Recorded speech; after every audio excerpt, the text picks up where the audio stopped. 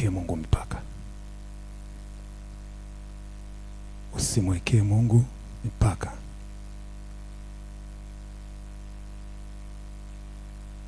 Moja eneo muhimu sana ambalo inatakiwa tuendelee kukumbuka na kuendelea kuishi katika hilo siku zote tunapokuwepo tukiwa hai ni kutomwekea Mungu mpaka, kwa sababu yeye anaweza kufanya kwa namna usiofikiria na usiowaza, kwa sababu yeye ni Mungu. Wanadamu tunaweza tukawekeana mipaka kwa sababu ya mazingira tulionayo au taratibu zingine zozote ambazo zinaweza zikatuongoza, lakini Mungu wetu ni Mungu ambaye hutakiwi kumwekea mpaka.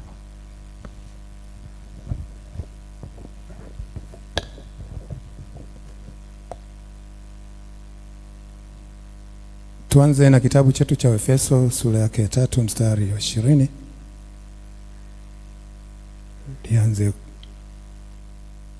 kutuongoza neno hilo katika kutomwekea Mungu mpaka au mipaka. Hapa tunaangalia eneo la mawazo au fikra. Neno la Mungu linasema, basi atukuzwe yeye awezaye kufanya mambo ya ajabu mno kuliko yote tuyaombayo au tuyawazayo, kwa kadiri ya nguvu itendayo kazi ndani yetu. Haleluya. Kumbe ipo nguvu inayotenda kazi ndani yetu.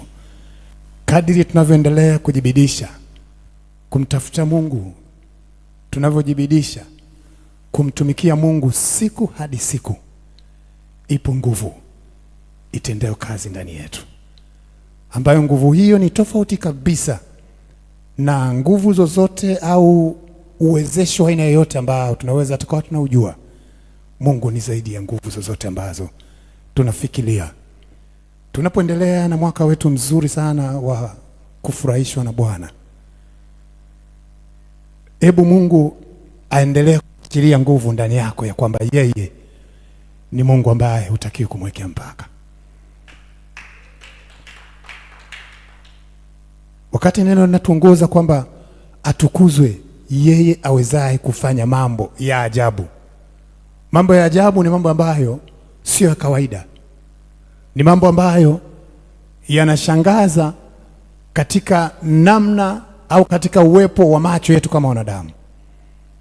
Kwa Mungu huyu ambaye tumeendelea kusoma habari zake na tumeendelea kujifunza neno lake siku hadi siku, ni Mungu ambaye hajaacha na bado hajaishiwa kufanya maajabu juu ya maisha yako. Kuna namna tu ambayo inaweza ikawa imekufadhaisha, na wakati fulani umekaa katika hali fulani kwa muda fulani, na mpaka ukafika hatua ya kuona kwamba kama Mungu labda amefika mwisho. Lakini naomba nikukumbusha asubuhi leo ya kwamba neno la Mungu linaposema tukuzwe yeye awezaye kufanya mambo ya ajabu, hata kwako anaweza kufanya hata siku leo.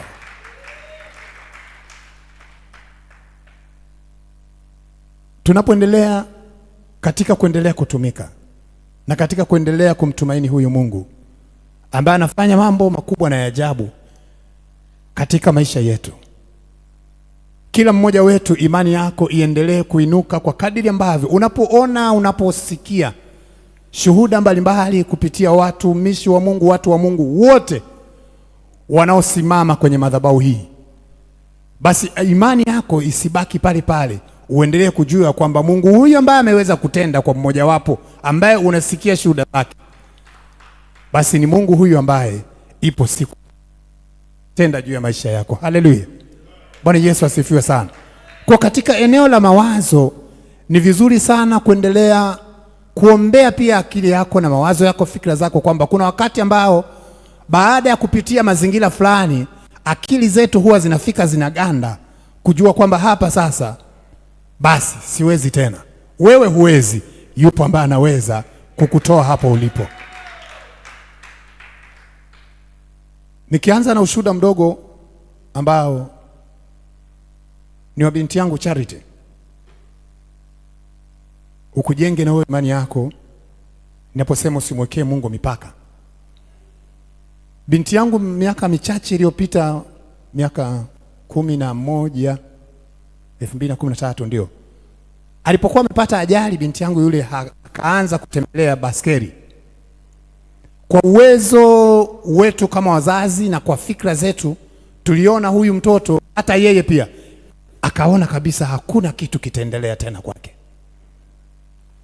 Wewe unajua, unapokuwa uko kwenye hali kama hii nilionayo, unaweza kutembea kama anavyotembea mtu mwingine. Unafika wakati unaanza kutembelea baskeli, akili inapata shida. Yaani kuna namna ambavyo mpaka uibadilishe akili yako kukubali kwamba niko kwenye hali hii, lakini katika hali hii bado Mungu anaweza kutenda. Panahitaji neema ya Mungu. Kwa hiyo binti yangu alipokuwa amefika katika hali hiyo, anaendelea kutibiwa na kutibiwa na kutibiwa na kutibiwa. Baadaye Mungu akatusaidia kwamba ikabidi aendelee na shule. Sasa anapokuwepo shuleni, mazingira sasa akilinganisha kwamba mwaka uliopita alikuwa na uwezo kutembea kama mtu mwingine, alafu leo anatembelea baskeli, akili yake ilianza kupata shida. Kuna muda akaona hana haja tena ya kusoma, hana haja ya kuendelea na kitu chochote kinachoitwa maisha. Akakata tamaa kabisa, akasema sitaki shule na sitaki kabisa, yani acha tu basi, kama sijui itakavyokuwa iwe hivyo. Ilinichukua muda kama mzazi, maana ikabidi arudi nyumbani, kwamba ngoja uwepo nyumbani kwa anapumzika. Sasa ilibidi nianze sasa kumshauri, kuirudisha akili yake kwamba Charity, bado katika hali hii Mungu anaweza. Mama yake amefika na amekata tamaa, na mimi kama baba kuna upande mwingine ukifikiria na wewe kama unapata shida, lakini sasa mnakateje tamaa wote, mtoto, baba, mama, wote mmekata tamaa. Kitu gani kinaendelea hapo? Bwana kanipa ujasiri kwamba huyu mtoto, hebu endelea kumjenga, endelea kumtia nguvu. Nikamwambia Charity, ndoto zako hazijaishia hapa. Na katika familia yetu ni mtoto ambaye hata mwanzo huku alikuwa anaonekana ni mtoto ambaye kuna namna, kuna sehemu anaelekea. Kwa hiyo kuna nuru fulani kama iko kwake, lakini ilipofika hilo tukio likaonekana linakatisha ndoto zake. Nikasema Charity, hebu njoo tuendelee kumwamini Mungu, bado Mungu anaweza kwako, na bado unaweza kwenda hatua nyingine, unaweza kuzifikia ndoto zako Charity. Nikaendelea kumjenga, kuendelea kumtia moyo. Basi kwa neema ya Mungu akajafika sehemu kama akaelewa, Mungu akamtia nguvu, akarudi tena shule. Maombi ya askofu wetu kama ambavyo ameendelea kuomba na watoto wetu, kama Mungu atawafanya watoto wetu kuwa hodari. Maombi yale yakaendelea kumbeba Charity anapokuepo shuleni, anapoendelea shuleni. Matokeo waliokuwa anayapata wakati anaanza shule, baadaye Mungu akaendelea kumtia nguvu, akaendelea kumzidi, kumuongeza mpaka anakuja kufaulu. Ikawa ni jambo ambalo ni ajabu, maana hata watu wengine ambao ni wazima hawana tena uwezo wa kufika pale alipofika Charity, wakati ambapo Mungu ameweza kumsaidia mpaka anaenda chuo. Alikuwa karibu sana na baba, kwa sababu wakati tuko Jangwani, basi kipindi kile tunabeba. Mungu awabariki pia watumishi wa Mungu ambao tulikuwa tunashirikiana katika kubeba zile ngazi, kama mlivyokuwa mnajua zivyo, kwa sababu ya mazingira ya Jangwani. Kwa hiyo zile ngazi mliona zivyo kwa zimeinuka, kwa tukifika mbebe, tumuingize ndani, tumtoe hivyo. Lakini kitu gani ninachotaka kukueleza mtume, nasimama katika neno letu ya kwamba atukuzwe Mungu, yeye awezaye kufanya mambo ya ajabu mno kuliko tuyaombayo na tuyawazayo, kwa kadiri ya nguvu itendayo kazi ndani yetu. Bwana Yesu asifiwe. Mungu tunayemwabudu, watumishi wa Mungu, usimweke mipaka. Mungu akamsaidia binti yangu akafaulu, baadaye akaenda mpaka chuo, akaenda pale Mlimani chuo kikuu, akawepo pale kwa miaka 3. Mazingira hayo wanaenda hivi basi, lakini Mungu akaendelea kumtia nguvu. Na mimi nikaendelea kumwamini Mungu kwamba Mungu, bado kwa huyu mtoto wewe utajitukuza. Amemaliza chuo, baadaye sasa anatakiwa sasa kwamba awe na sehemu sasa ya kuendelea, labda angalau hata kujipatia mkate, kwa sababu kama mzazi utafika hatua ni kweli utamhudumia mtoto, lakini kuna mazingira yanafika na yeye anatakiwa kuendelea kutoka pale. Mungu ni Mungu wapendwa. Mungu ni Mungu.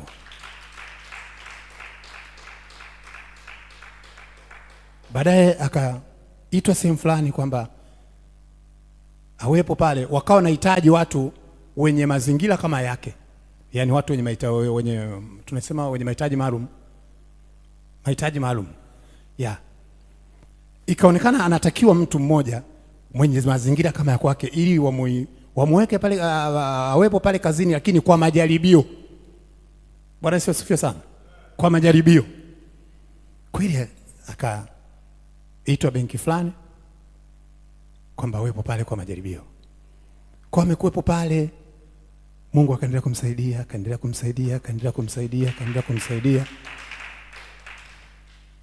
Kwa miaka karibu miwili, nafikiri mitatu kama miwili, amekuwepo pale. Kwa hiyo huyu Charity ambaye ndiye anayetembelea baskeli, Mungu akamtumia kunisaidia hata mimi kama mzazi. Wadogo zake, kwa sababu yeye ni binti yangu watatu, wanaofuata kwake wako watatu pia.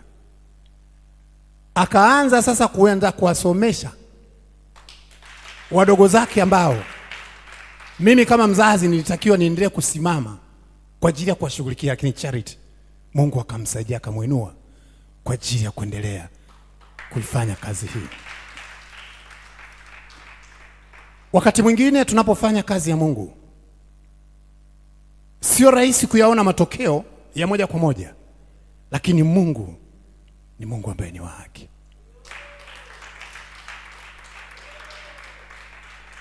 Kupitia yule mtoto Mungu amekuwa akinisaidia sana.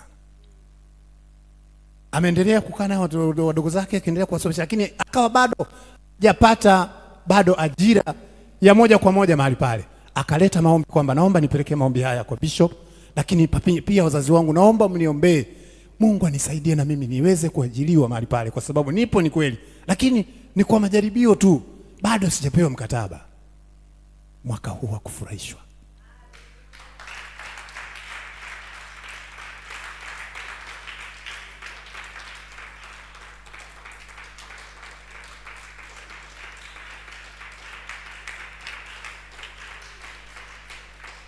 ninyi ni mashahidi. Tarehe moja mwezi wa 3, Bwana alipokuwa ametusukuma kutoa sadaka ile kwa ajili ya familia, tulikuwa na Charity kwenye madhabahu hii, lakini wakati ambapo na sisi ombi hilo bado linaendelea ndani ya mioyo yetu, hatimaye wiki iliyopita Mungu amempa ajira Charity.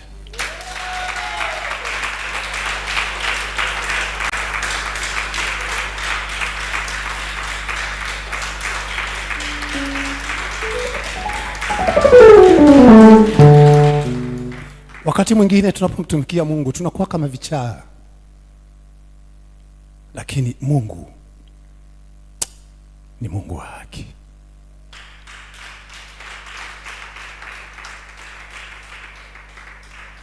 Kuna muda mwingine mnaweza mkaniona nimependeza humu ndani, lakini ni Charity huyu ambaye wanadamu walimkatia tamaa. Ndugu yangu, naomba nikutie moyo asubuhi leo. Usimkatie Mungu tamaa, wala usimwekee Mungu mpaka. Yawezekana kuna jambo bado halijafanyika kwako, lakini Mungu huyu ambaye amefanya hata kwetu sisi akina Mwambola, hebu muamini tu, hata kwako atatenda.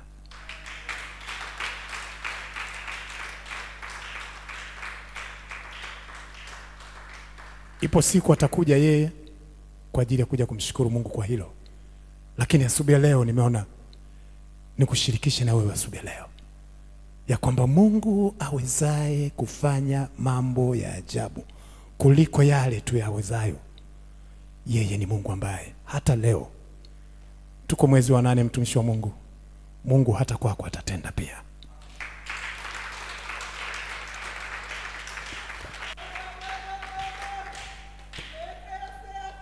Baba, ninakushukuru